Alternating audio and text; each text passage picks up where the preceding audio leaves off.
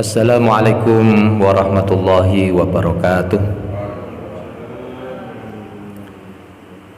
Innal hamdalillah nahmaduhu wa nasta'inuhu wa nastaghfiruh wa na'udzu billahi min syururi anfusina wa min sayyiati a'malina may yahdihillahu fala mudhillalah wa may yudlil fala hadiyalah. Asyhadu an la ilaha illallah wahdahu la syarikalah wa asyhadu anna Muhammadan abduhu wa rasuluh. Allahumma anta rabbi la ilaha illa anta khalaqtani wa ana abduka wa ana ala ahdika wa wa'dika mastata'tu. A'udzu bika min syarri ma sana'tu abu'u laka bi ni'matika alayya abu'u bi dzambi faghfirli fa innahu la yaghfiru dzunuba illa anta. Allahumma inni a'udzu bika min zawali ni'matika wa tahawuli afiyatika wa fujaati niqmatika wa jami'i sakhatika. Allahumma inni a'udzubika minal barasi wal jununi wal judami wa sayil asqami. Bapak Ibu jamaah pengajian rutin Masjid Al-Basit yang dirahmati oleh Allah, bersyukur pada malam hari ini kita masih diberi karunia oleh Allah anugerah, yaitu nikmat sehat, nikmat kesempatan. Mudah-mudahan kita bisa melaksanakan apa yang diperintahkan oleh Allah Subhanahu wa taala. Dan salah satu bentuk rasa syukurnya adalah kita ini berusaha menjadi hamba yang taat, menjadi hamba yang sami'na wa ata'na gitu. Karena di dalam Al-Quran itu Allah itu mempunyai sifat atau nama-nama Allah, sifat Allah itu asyakur gitu. Asyakur itu adalah Allah itu maha mensyukuri. Loh, kenapa kok kita ndak bisa mensyukuri gitu? Karena sifat nama Allah itu adalah asyakur. Karena di dalam Al-Quran itu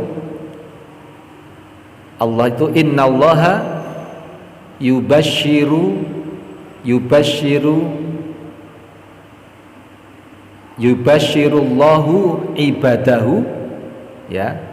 Allah itu sesungguhnya Allah itu adalah menggembirakan ibadah hambanya, ya. Hambanya yang siapa? Alladzina amanu wa amilus sholihah. Berarti Allah itu menggembirakan kepada hambanya yang beriman, wa amilus sholihah, dan orang yang selalu beramal soleh. Tetapi kul, katakanlah di dalam ayatnya itu, saya ini memerintahkan, kata Allah. Jangan kamu katakan saya ini meminta upah. Tetapi Allah itu kata di dalam Al-Quran, illal mawaddata fil kurba. Saya ini tidak meminta upah kepada kamu, tetapi illa kecuali al mawaddata, Allah itu akan memberikan kasih sayang fil kurba, dengan rasa kekeluargaan. Berarti intinya itu hamba Allah yang berusaha taat, selalu beramal soleh, itu Allah menggembirakan kepada hambanya dengan kasih sayangnya gitu. Nah, mudah-mudahan kita ini termasuk Bapak Ibu. Amin ya rabbal alamin. Selawat beriring salam semoga tercurah kepada Nabi Muhammad SAW beserta keluarga dan para sahabatnya. Jangan sampai kita ini mencemooh sahabat Nabi. Satu saja nggak boleh, Pak. Karena Ahlussunnah wal Jamaah itu jangan sampai kita kalau sudah sepakat Ahlussunnah wal Jamaah itu jangan sampai sekali-kali mencemooh sahabat Nabi, apalagi Abu Bakar, apalagi khalifah itu. Kita kan tidak ada apa-apanya gitu, kok dicemooh. Nah, kita memohon mudah-mudahan para sahabat Nabi dan kita ini termasuk hamba Allah atau pengikut Nabi Muhammad akan mendapat syafaatnya nanti di akhirat kelak. Amin ya rabbal alamin. Bapak Ibu yang dirahmati oleh Allah, kami lanjutkan pembahasan kita karena di sini adalah kita masih belajar untuk mengetahui lebih jelas bagaimana bersuci. Alat bersuci itu salah satunya air. Ya, air. Dan kemarin sudah saya sampaikan macam-macam air dalam fikih Islam. Berarti di antara air itu ada namanya air mutlak gitu. Air mutlak. Air mutlak itu air yang suci, tidak tercampur apapun di dalamnya. Berarti air mutlak itu. Seperti apa? Air hujan, kemudian salju, es gitu, dan air embun. Air embun itu yang mutlak. Tidak saya jelaskan karena di dalilnya sudah jelas, kemarin sudah saya sampaikan. Kemudian mengenai air laut. Air laut itu adalah air suci lagi mensucikan juga. Air laut, Pak. Dan bangkainya halal dimakan. Nah, itu kemarin sudah saya sampaikan. Ya. Kemudian air telaga. Air telaga, sumur, sejenisnya lah. Karena apa yang diriwayatkan oleh Ali bin Abi Thalib sudah saya sampaikan. Kemudian ada air yang berubah disebabkan lama tergenang. Nah, ini jadi air itu yang berubah disebabkan lama tergenang sehingga warnanya berubah, Pak. Atau tidak mengalir. Nah, ini airnya tidak mengalir. Atau disebabkan bercampur dengan apa yang menurut ghalibnya tak terpisah dari air, seperti apa itu, daun, ada kayu-kayunya itu. Maka menurut kesepakatan ulama, air itu tetap termasuk air mutlak, kan campur dengan daun, Pak. Ya, daun, kayu gitu. Nah, alasan mengenai air semacam ini ialah bahwa setiap air yang dapat disebut air secara mutlak tanpa kaitannya boleh dipakai untuk bersuci gitu. Satu contoh di surat Al-Maidah lah.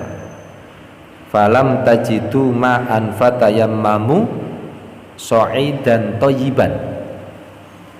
Lalu kamu tidak memperoleh air, maka bertayammumlah ya. Fatayammamu sha'idan thayyiban, dengan tanah yang baik.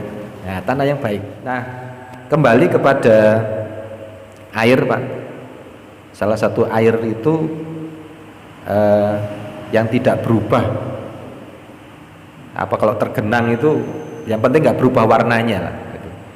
Kemudian yang kemarin air mustakmal, air yang sudah dipakai, digunakan, itu namanya air mustakmal. Nah, ini kemarin sudah saya sampaikan itu ada perbedaan. Ada yang membolehkan, ada yang tidak. Karena kemarin itu sempat Nabi itu juga memakai air bekas istrinya gitu. Ya, itu. Nah, ini perbedaan ini terjadi karena kan cuma sudut pandang saja yang berbeda mengenai dalil yang ada. Jadi tidak perlu diperdebatkan lah Pak. Ada yang memakai, ada yang tidak. Itu ada dasarnya. Saya tidak akan mengulang kembali karena ada yang berpendapat mengatakan air mustamal itu suci dan mensucikan. Ya. Dalilnya itu dari Ibnu Abbas. Nabi itu pernah mandi dengan air bekas mandinya siapa? Maimunah. Maimunah Pak. Ini hadis riwayat Muslim nomor 323. Sehingga ada yang berpendapat boleh. Nabi itu juga pernah dulu di masa Rasulullah SAW, laki-laki dan perempuan mereka itu semua pernah menggunakan bekas wudhu mereka satu sama lain. Itu pernah. Hadis tersebut menerangkan tentang bolehnya menggunakan air mustamal untuk bersuci. Nah, bagaimana hubungannya dengan hadis larangan mandi di air yang tidak mengalir dan hadis larangan mandi air bekas mandi sebelumnya? Untuk melakukan kompromi Pak, ya, atas hadis tersebut, maka ulama itu mendukung pendapat air mustamal bisa digunakan untuk bersuci, mengatakan bahwa larangan pada hadis yang berbicara tentang larangan mandi menggunakan air bekas mandi di atas adalah larangan itu adalah makruh gitu. Namanya tanzih. Tidak sampai hukumnya haram. Berarti istilahnya boleh menggunakan air mustamal itu hukumnya apa Pak? Makruh, dibenci. Tidak sampai haram. Itu komprominya Pak. Komprominya para ulama. Karena hadis itu mengenai larangan dan kebolehannya untuk bersuci sama-sama sahih gitu. Nah, ini kesimpulan itu. Khilafiyah itu para ulama tentang air mustamal boleh digunakan tapi hukumnya makruh gitu. Maka harus dikompromikan lah gitu. Berarti mandi dengan air bekas mandi itu sebaiknya tidak dilakukan jika masih bisa ditemukan air yang jauh lebih bersih. Ini ono banyu ya, ketika ada air yang habis digunakan, kemudian kita temukan ada air yang lebih bersih lagi, ya kita milih yang bersih Pak. Kecuali kalau memang nggak ada air ya Pak ya, nggak ada air yang lebih bersih, ono iku Pak ya, adanya itu namanya boleh gitu. Nah itu, maka air bekas boleh digunakan untuk bersuci dan bisa mensucikan. Ini menurut ilmu kedokteran, kesehatan pun hal itu dilarang sebenarnya. Kan gitu Pak. Tapi sing ono iku ya Pak, kalau ada yang lebih bersih ya milih yang bersih gitu. Kan gitu. Tapi insya Allah alhamdulillah bapak-bapak sekarang ini diberi karunia oleh Allah, rezeki oleh Allah, airnya itu lebih-lebih Pak ya. Iya alhamdulillah. Berarti di rumah kita ini banyak airnya. Saya itu pernah di Banyumas, saya dakwah 1 tahun di Banyumas itu, di bukit itu nggak ada air Pak. Cuma ada airnya itu di tempat masjid. Di rumah-rumah itu kalau di kedok itu wis banyune itu asin Pak, asin. Sehingga saya selama 1 tahun itu membantu teman saya untuk mengambil air bersih itu cak pekul Pak, sampai jerigen sak mene. Awalnya itu wis talasat coba sampean nggawa jerigen dipanggul di pundak. Rasanya pertama kali Pak, jek 1 meter. Waduh, luwur kabeh. Jarene katanya teman saya, coba lagi dah Ustaz. Saya coba lagi. Lama-kelamaan jauh. Loh, terasa enak Pak ternyata. Iya, karena apa? Ini awalnya tidak terbiasa, akhirnya terbiasa. Sampai 3 kilo saya membantu teman saya karena rumahnya di atas, saya di bawah. Saya membantu untuk mengambil air untuk minum gitu. Nah, lah di sana misalkan kalau air itu jarang, yes memang boleh gitu. Boleh. Nah Bapak Ibu yang dirahmati oleh Allah, selain itu larangan untuk mengandung hikmah di dalamnya, kebersihan lebih diutamakan dalam melakukan toharoh. Kita kan berbicara toharoh. Hadis yang lain dianggap mendukung pendapat air mustamal bisa digunakan untuk bersuci adalah di dalam hadis pernah mengusap kepalanya. Nabi itu pernah Pak mengusap kepalanya dengan bekas air wudhu yang berada di tangannya. Ya, air wudhu yang di tangannya. Berarti Nabi itu pernah mengusap kepalanya dengan bekas air wudhu yang berada di tangannya. Kan gitu, di kayak usap gitu. Abu Zuhaifah menceritakan, aku pernah melihat Bilal itu mengeluarkan air wudhu, lalu aku melihat orang bersegera mendatangi air wudhu tersebut. Maka siapa yang mendapat sedikit darinya, ia pun berwudhu dengannya. Dan siapa yang tidak mendapatkannya, maka mereka mengambil air tersebut dari basahan tangan sahabatnya yang lain. Duh. Berarti dari apa? Dari basahan tangan sahabatnya yang lain. Nah, ini boleh, alasan boleh air mustamal dipakai itu. Dan pernah itu juga Abu Hudzaifah itu beliau itu mengatakan gini, Rasulullah pernah keluar bersama kami di Al-Hajirah.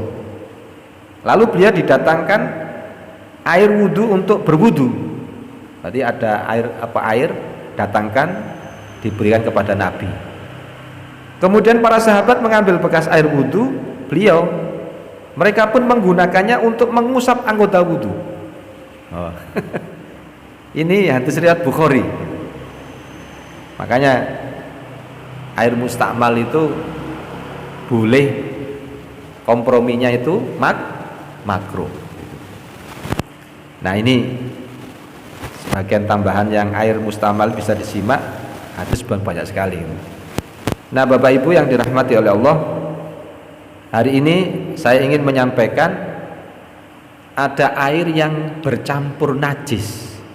Nah ini ada 2 pendapat sehubungan dengan air yang bercampur dengan najis. Ya, pendapat pertama yaitu mengatakan bahwa air menjadi najis karena tercampuri najis jika air itu sedikit. Sedikit, ini yang pendapat pertama. Berarti airnya titik kecampuran najis bisa gitu. Walaupun tidak berubah bau, nah ini tidak berupa rasa atau warna air tersebut. Pendapat ini dipegang oleh Imam Abu Hanifah, Imam Syafi'i, dan Imam Hambali. Nah, masalah jumlah air yang sedikit tersebut, sekarang pertanyaannya berapa batasannya? Nah, kan gitu. Airnya titik kena najis bisa gitu. Walaupun nggak berubah rasa, warna, tapi nek titik kena najis. Nah, kan gitu. Sekarang ukurannya bagaimana? Ada dua pendapat juga mengenai batasan jumlah air tersebut. Jadi sedikitnya air menurut Abu Hanifah adalah air yang jika digerakkan di satu ujung wadahnya, maka ujung lainnya juga ikut bergerak. Berarti ukurannya gitu, Pak. Saya ulang lagi, Pak ya. Berarti kata Abu Hanifah yang ukuran sedikit itu, jika digerakkan air itu, kalau digerakkan di satu ujung wadahnya, ceret gitu Pak ya, maka ujung lainnya juga bergerak. Oh, berarti titik. Nah, kan gitu Pak. Ujung sini digerak, ini ikut gerak. Gitu. Adapun sedikitnya air menurut Imam Syafi'i, mazhab Syafi'i, Ahmad, Hanabila, adalah air yang kurang 2 kula. Nah, ini pendapatnya Imam Syafi'i. Kalau tadi itu Abu Hanifah itu kalau ujung ujung air di di wadahnya itu kalau sedikit, kalau di ujung dipegang, di ujungnya bergerak, maka sedikit itu. Kalau Imam Syafi'i itu 2 kulah. 2 kulah itu berapa? Pokoknya 2 kulah ya. Apa 2 gayung? Ya Pak, 2 kulah ya. 2 kulah. Hadis ini Rasulullah itu pernah bersabda gini, idza balagha al-ma'u qillataini lam yahmilil khobatha. Jika air telah mencapai 2 kulah, maka tidak mungkin dipengaruhi kotoran najis. Ya, 2 kulah. Ini hadis diriwayat Daruqutni. Kalau sudah 2 kulah wis terhindar dari najis. Dalam riwayat yang disebutkan juga, idza balaghul ma qillataini lam yatanajjas syai'un. Nah, jika air telah mencapai 2 kulah, maka tidak ada sesuatu pun yang menajiskannya. Pokoknya menurut Imam Syafi'i sama Ahmad bin Hambal, Hanabilah, yang penting kalau lebih dari 2 kulah ya wis boleh dipakai, gak najis, walaupun kena apa? Telek cecek ya. Bapak Ibu pernah mendengar hadis ini? Saya ditanya oleh ditanya oleh anak saya yang nomor 3, Bi, kalau ada cecek, katanya kalau membunuh itu pahala gitu. Cecek pokoknya, hewan karena satu cecek misalkan dikumpulkan itu pahala. Lapong sampai repot-repot karena pekerjaan tak gitu kan. Memang hadisnya ada Pak, hadisnya ada. Makanya kalau Nabi Muhammad SAW itu menyampaikan kepada kaum muslimin, kalau mau tidur Pak, itu disuruh untuk menutup tempat makanan, air. Boleh jadi nanti, satu contoh, mohon maaf, kalau ada cecek Pak, mendilati sih Pak, menjilati makanan kita kalau nggak ditutup, ini namanya kita tidak tahu penyakit datang ya, gara-gara ketika menutup bejana atau menutup tempat air minum atau makanan. Nah, ini perlu diperhatikan. Dan apa Pak? Yaitu gampangnya itu jangan sampai terbuka lah Pak, khususnya ibu-ibu untuk diperhatikan. Saya sering mengingatkan istri saya, namanya makanan itu jangan sampai terbuka gitu Pak. Apa meneh ono laler. Laler apa? Laler ijo. Kadang istri saya itu kalau ono laler ijo itu koyo musuh bebuyutan Pak. Woi, laler ijo. Ya biasa-biasa aja. Kan gitu. Laler ijo itu kalau nempel makanan itu meninggalkan sesuatu. Makanya kan semuanya itu kita ada apa anjuran dari Nabi itu memang benar. Kalau mau tidur itu perhatikan bejana-bejana itu jangan terbuka. Gelas itu yang sudah dipakai, yang buka gini Pak. Saya minta kepada anak-anak saya, nek ono gelas sing buka ojo gawe meneh. Kan gitu Pak. Berarti bisa jadi hewan itu nggak tahu masuk bekas itu. Makanya kan anak-anak itu wetenge loro apa gitu kan. Ya itu mungkin kurang perhatikan itu. Ternyata Islam itu sedetail itu Pak. Sedetail itu, luar biasa. Nah, saya kembali. Imam Syafi'i, jika air telah mencapai 2 kula maka tidak mungkin dipengaruhi kotoran najis. Dalam riwayat yang lain itu juga, jika air telah mencapai 2 kula maka tidak ada sesuatu pun yang menajiskannya. Yatanajjas lam yatanajjas hu syai'un. Hadis tersebut memang ada yang memandang hadis namanya mutorib Pak. Hadis itu tadi namanya hadis mutorib. Apa itu hadis mutorib? Simpang siur. Berarti hadis mutorib itu adalah hadis simpang siur, kacau dari sisi sanad maupun matan materi gitu. Tetapi ada pula yang mengatakan sahih. Di antara ulama yang mensahihkan hadis ini adalah Ibnu Khuzaimah. Supaya kita itu pandangan kita luas Pak ya. Kemudian Ibnu Hibban, Ibnu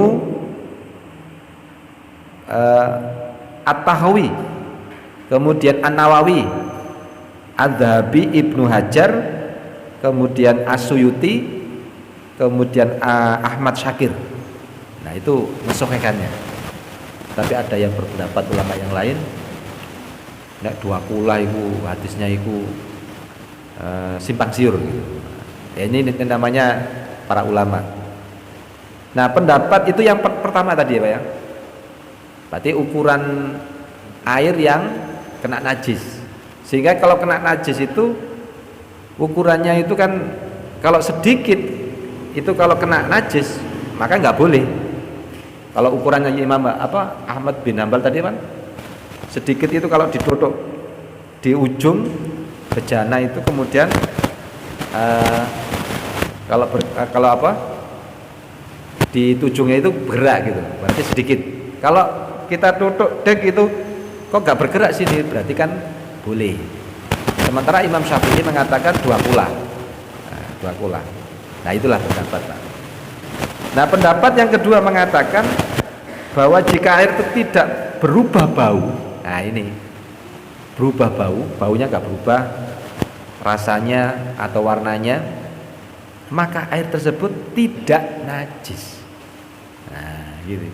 Kalau yang tadi pertama tadi kan ukuran. Ini adalah pendapat Ibnu Abbas, Abu Hurairah, Hasan al-Basri. Hasan al-Basri itu ulama tabi'in. Ibnu Musayyab, kemudian Ikrimah, Ibnu Abi Lailah, kemudian Ats-Tsauri, kemudian An-Nakhai, Malik dan lain sebagainya. Pendapat ini berdasarkan hadis Nabi. Saya bacakan. Ja'a a'rabiyyun fabala fi ta'ifatil masjidi. Ada seorang badui Pak. Ada seorang badui itu datang, namanya Ja'a, datang. Kemudian kencing Pak seorang Badui itu kencing, datang kencing di suatu tempat sudut masjid. Fanahahum an Nabi sallallahu alaihi wasallam. Maka orang-orang itu menghardiknya, Pak. Seorang Badui mau moro nang ujung ngono, nguyuh nang kono, Pak. Mburi. Lalu para jamaah itu menghardiknya. Hei, ya apa sih? Nah, gitu. Nguyuh nang kono. Kan gitu. Ini namanya menghardiknya. Lalu Nabi sallallahu alaihi wasallam melarangnya, Pak. Ya. Tadi Rasulullah melarangnya. Ketika ia telah selesai kencingnya, sakno ya jenenge apa tuh wis kencing ya ditahan kan sakno. Nabi itu melarangnya, biarkan. Ketika sudah selesai kencing, Nabi sallallahu alaihi wasallam menyuruh untuk diambilkan setimba air lalu disiramkan di atas bekas kencing itu. Setimba air, Pak. Jadi digrujuk. Nek biyen niku masjid Nabi itu lemah jian. Oh pasir, Pak. Iya. Enggak, leres. Dulu tuh masjid Nabi itu nggak seperti ini, Pak. Ya, nggak apa itu pakai lantai keramik gitu. Berarti sekarang kalau mengguyang atau menyiram langsung hilang, Pak ya. Ya itu. Kalau dulu masih tanah atau pasir diguyang ya mendisel, rusak. Berarti itu. Hadis riwayat Bukhari nomor 221. Dari hadis ini bisa diambil kesimpulan bahwa air yang sedikit tetapi bisa menghilangkan bau. Air yang sedikit kalau bisa menghilangkan bau, rasa dan warnanya, maka air tersebut bisa mensucikan. Berarti dari kesimpulan dari hadis tadi. Hadis yang lain diriwayatkan oleh Baihaqi, walil Baihaqi al-ma'u tahurun illa in taghayyara rihahu au ta'amahu au launuhu bi janasatin tahaddudu fihi. Dalam riwayat Baihaqi, air itu tahur, Pak. Air itu adalah suci dan mensucikan. Kecuali, nah gitu, kecuali kalau jika air tersebut berubah baunya. Berarti baunya berubah, rasanya itu berubah, atau warnanya juga oleh najis terkena padanya. Berarti kan biasanya aku nek ono banyu, Pak, nek kena najis warnanya berubah, maka nggak boleh kita pakai, gitu, Pak. Nah, makanya yang dimaksud itu. Ini riwayat Baihaqi. Dari Abu Umamah bahwa Rasulullah SAW bersabda, sesungguhnya air itu tidak ada suatu pun yang dapat menajiskannya kecuali oleh sesuatu yang dapat berubah bau, rasa dan warnanya.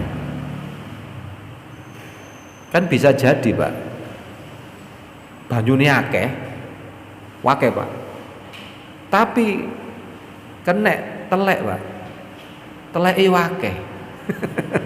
Ayo, Pak, kan bisa jadi berubah.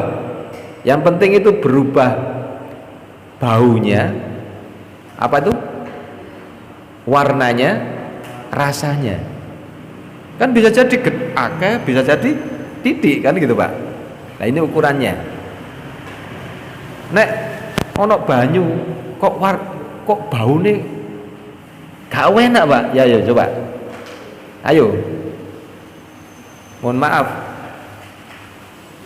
Ada sumber bor-boran, Pak. tapi air dari apa itu sumbernya itu banger, bener Pak? Pernah Pak? Iya. Berarti saya itu pernah di Mukorobin itu, yo kok berubah ya? Dulu belum ada tandon Pak. Ternyata sumbernya tercetek. Apa meneh?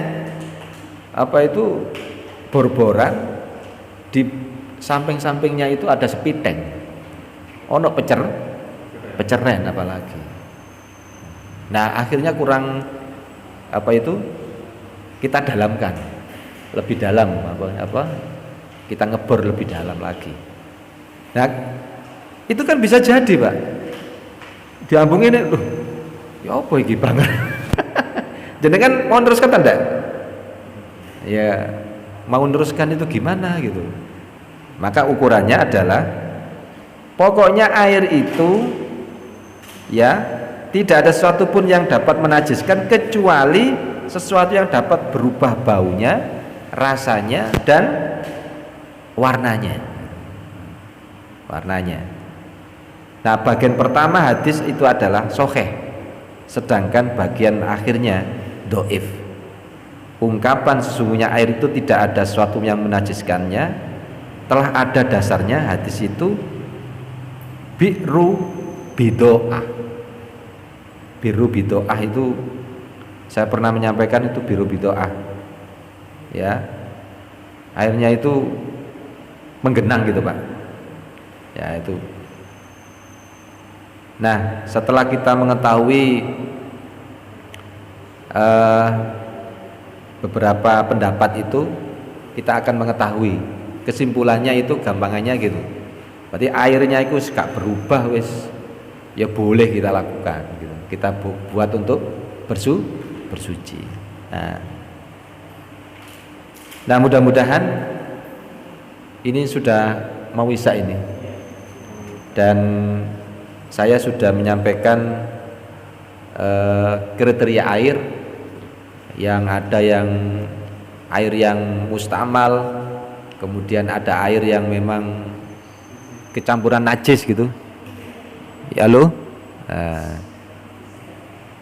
Berarti sudah waktunya ini ya. Ya. Mungkin itu saja Bapak Ibu. Mari kita tutup dengan doa kafaratul majelis. Mudah-mudahan nanti kita lanjutkan, yaitu masuk ke bab wudu. Insya Allah kita masuk ke bab wudu. Wudu yang bagaimana nanti sesuai dengan tuntunan Nabi. Mungkin ada tata cara wudu kita itu nggak cocok dengan kita nanti kita perbarui masing-masing kan. Mungkin itu saja. Mari kita tutup dengan doa kafaratul majelis. Subhanakallahumma wa bihamdika asyhadu an la ilaha illa anta astaghfiruka wa atubu ilaik. Wassalamualaikum warahmatullahi wabarakatuh.